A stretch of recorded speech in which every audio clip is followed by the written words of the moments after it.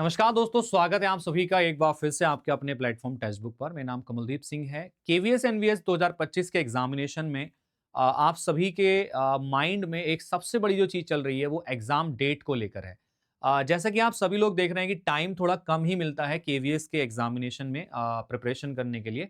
तभी आपको बोला जाता है कि आप पहले से प्रिपरेशन स्टार्ट करके रखो अपनी, क्योंकि अगली वैकेंसी जभी भी आएगी उसमें मे बी 1.5-2 साल का समय होगा। तो आप अपना प्रिपरेशन अकॉर्डिंगली 1.5-2 साल के दौरान करते रहिएगा, तभी बोला जाता है। मैं आपको एक बात यहाँ बता देना चाहता हूँ कि अगर मैं केवीएस की बात करता हूँ, तो एग्ज़ाम के जो फॉर्म की डेट है, उसको इंक्रीज़ किया गया था अभी रिसेंटली, जैसा कि आपने देखा कि पहले एग्ज़ाम को फिल करने का लास्ट डेट आपका 4 दिसंबर के आसपास था, फिर उसको इंक्रीज़ कर दिया गया। उसके पीछे का रीज़न क्या था, उसका मैं बता देता हूँ आपको पहले।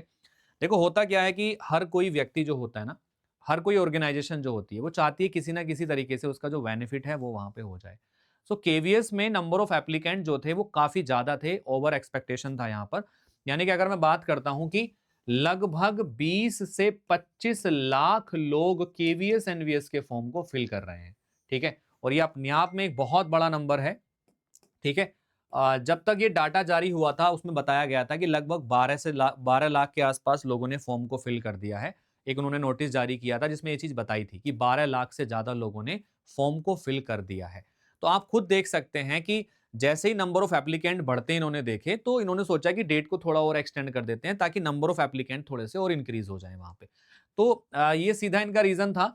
जो एग्ज़ाम के फॉर्म की डेट था, तो फॉर्म को डेट बढ़ाने के पीछे का लॉजिकल रीज़न ये था कि नंबर ऑफ एप्लीकेंट ज़्यादा हैं, जिसकी वजह से उनको, क्योंकि फीस भी काफ़ी ज़्यादा है आपके फॉर्म फिलिंग की अगर हम देखें तो एक न अच्छा रिवेन्यू ये लोग जनरेट कर लेते हैं इस चीज़ से।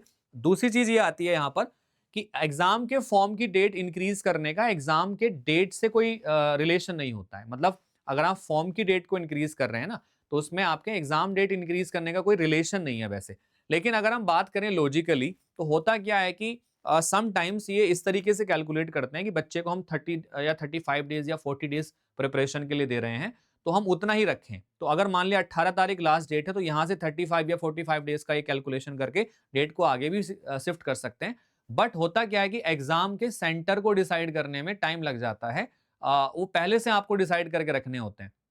तो इन्होंने एग्जाम सेंटर्स पहले से डिसाइड कर रखे हैं, और एग्जाम सेंटर्स डिसाइड हो रखे हैं, तो अब इनको एक्स्ट्रा कोई काम उसमें करना नहीं है। डेट डिक्लेयर कर दी है, स्कूल वालों के पास में इंफॉर्मेशन पहुंच गई है कि इस डेट को एग्जाम होना है। तो एग्जाम डेट में चेंज होने के चांसेस बहुत ही कम है, मान के चलिए 0.001% है।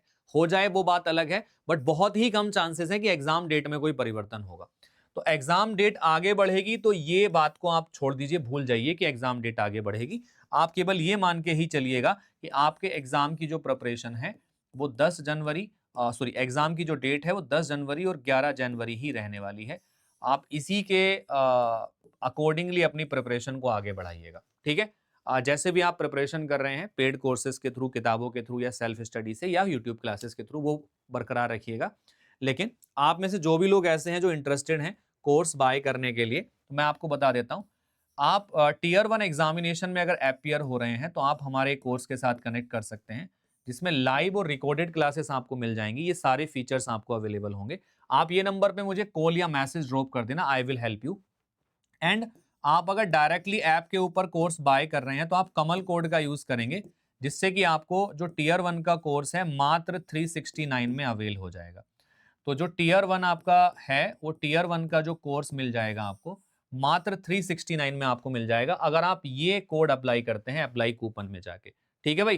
तो जो भी लोग इंटरेस्टेड हैं, मुझे इस नंबर पे कॉल या मैसेज कर देना, मैं आपको एनरोल करवा दूंगा विद द डिस्काउंटेड प्राइस।